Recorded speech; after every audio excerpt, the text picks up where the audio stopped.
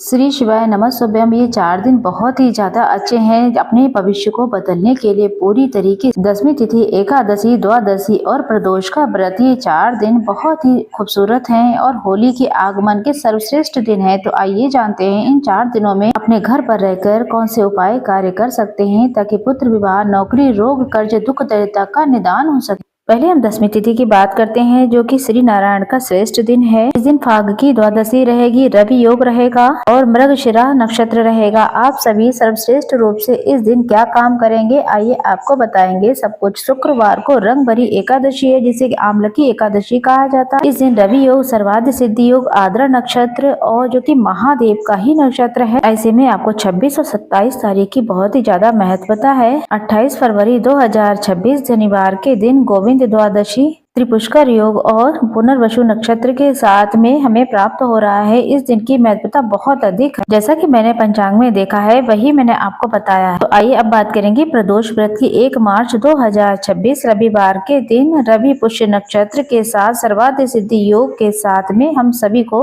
प्रदोष का महाव्रत करना है। 2 मार्च 2026 को फाल्गुन पूर्णमासी का व्रत होगा। वहीं 3 मार्च को रहेगी होली। ऐसे में इन दिनों में आप कौन कौन से कार्य कर सकते हैं, जानिए सब कुछ और वीडियो के अंत तक बने रहिएगा। एकादशी का व्रत आप शुक्रवार 27 तारीख को करेंगे तो 28 तारीख को अपने व्रत को खोलेगा। 28 तारीख को व्रत खोलने का समय 6:47 से 9:06 के आसपास का रहेगा। आप सभी जानते हैं ये 3-4 जो दिन है बहुत ही दुर्लभ है, श्रेष्ठ है। जैसा कि आप सभी जानते हैं हम सब महादेव के ही भक्त हैं। आपके घर के मंदिर में आपको एक नियम बना लेना है। चंदन शीतलता प्रदान करता है मन मस्तिष्क को। चंदन पितरों को भी बहुत प्रिय है। आप सभी को भी यहाँ पर पितरों के निमित्त दान है या देवी देवताओं के दान पुण्य करना हो तो आप सब लोग चंदन जरूर से मंदिर में जाकर के जरूर गुप्त दान करें। ऐसे में आप सभी जानते हैं महादेव इन 5 दिनों में काशी में आकर के सुंदर रूप से होली खेलते हैं भस्म की। इसीलिए काशी में आमलकी एकादशी को रंग भरी एकादशी कहते हैं। ये श्री नारायण के भक्तों के लिए खास है ही, साथ ही महादेव के भक्तों के लिए भी बहुत खास है। आप सभी को इन दिनों एक नियम बना लेना है।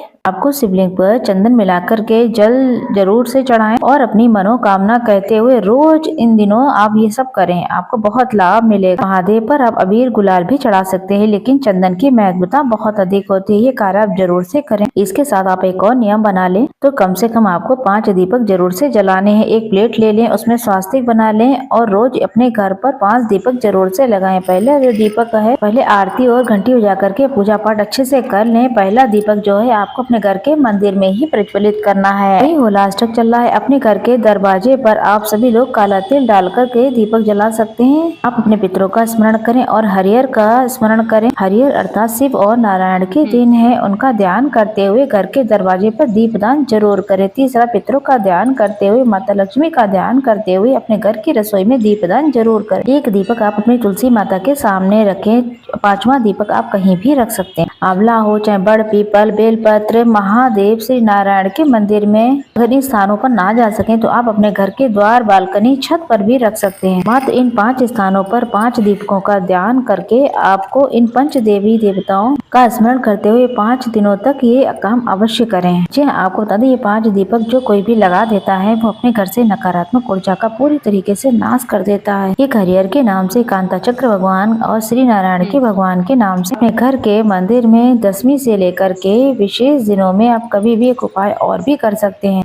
अगर आपके बच्चे की विवाह में दिक्कत हो रही है, कोई कार्य और है या फिर पुत्र की कामना है या कोई काम बनता नहीं है तो आप अपने घर के मंदिर में शिव, नारायण और कांता चक्र भगवान और हरिहर का ध्यान करते हुए आपको एक समी का पत्ता लेना है। समी का पत्ता कई बार उपाय के लिए नहीं मिल पाता है, आप एक चावल का दाना भी ले सकते हैं। अगर पत्ता नहीं मिलता है, मात्र एक बेलपत्र, एक समी का पत्र, एक लाल फूल और एक सफेद फूल ले लें। ये 4 चीजें लेनी है आपको। अपने हाथ में इन चारों चीजों को रखें, अपना नाम गोत्र बोले, कांता चक्र शिव नारायण का ध्यान करें और अपनी मनोकामना कहते हुए आप सभी को आप माता अशोक सुंदरी का जो स्थान है शिवलिंग में, वहाँ पर आपको समर्पित कर देना है। ये आप अपने घर के मंदिर में, घर की शिवलिंग में ही करेंगे। वहीं गुरुवार का दिन है जो कि बहुत ही श्रेष्ठ है। गुरुवार का दिन है, दसवीं तिथि है। जैसा कि मैंने आपको बताया, गौ माता को गुड़, चना, केला जरूर से खिलाना है। शिवलिंग पर गुरुवार के दिन 1 मुट्ठी चने की दाल गिनकर 11, 21, 108 जो भी आप कर सकते हैं, जो कि स्वर्ण के समान मानी जाती चने की दाल आप लगातार भी कर सकते हैं, नहीं तो गुरुवार दशमी के दिन तो जरूर करें। अब एक जल का लोटा लीजिए। गुरुवार के दिन अपने घर के मंदिर में जल के लोटे में पीला चंदन और पीला पुष्प,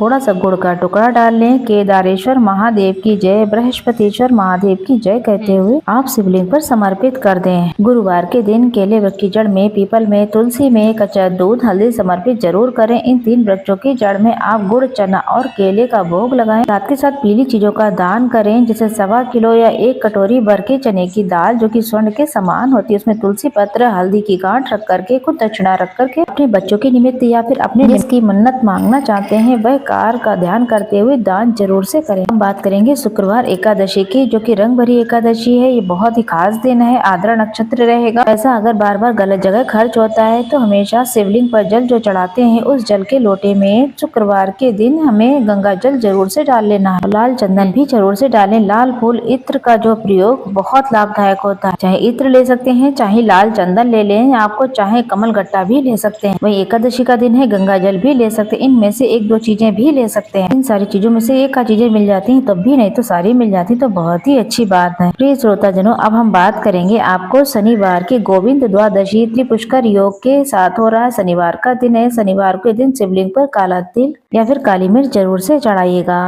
वहीं बात करेंगे अब रविवार की। रविवार का दिन तो बहुत ही चमत्कारी है, जो कि रवि पुष्य नक्षत्र हमें प्राप्त हो रहा है। इस दिन की महत्वता बहुत अधिक है। होलाष्टक चल रहा है, हनुमान जी महाराज की स्तुति, श्री नारायण भगवान की स्तुति, हमें समस्त ब्रह्मांड से ये सब चीजें पार लगा सकती है। ऐसी स्थिति में आप भगवान का नाम जाप ज्यादा से ज्यादा करें। अपने मन की बात डर, पीड़ा, शंका से कहने की आवश्यकता नहीं है। आपको सिर्फ महादेव और श्री नारायण से कहें, वही आपके जीवन को पार लगा सकते हैं। इन 4-5 दिनों में आप नियम बांध लें। रंग भरी एकादशी, आंवला एकादशी जिसे कहा जाता है, आंवला वृक्ष का बहुत ही सुंदर तरीके से पूजन करें। गुरुवार के दिन केले के वृक्ष का पूजन करें। वहीं शनिवार के दिन पीपल वृक्ष का पूजन करें। ऐसा शास्त्र प्रमाण कहता है, जिन्होंने भी ये दीप दान कर लिए, देवतुल्य और पितृतुल्य वृक्षों का पूजन कर लिया, हरिहर महादेव से दीप दान किया, ओम नमो भगवते वासुदेव, श्री शिवाय नमस्तुभ्यम जैसे महामंत्रों का जाप कर लिया, एकादशी का व्रत कर लिया, प्रदोष व्रत, पूर्णमासी का व्रत कर लिया, एक तो भी व्रत कर लिया है, तो दान पुण्य कर लिया, तो भगवान और भाग्य को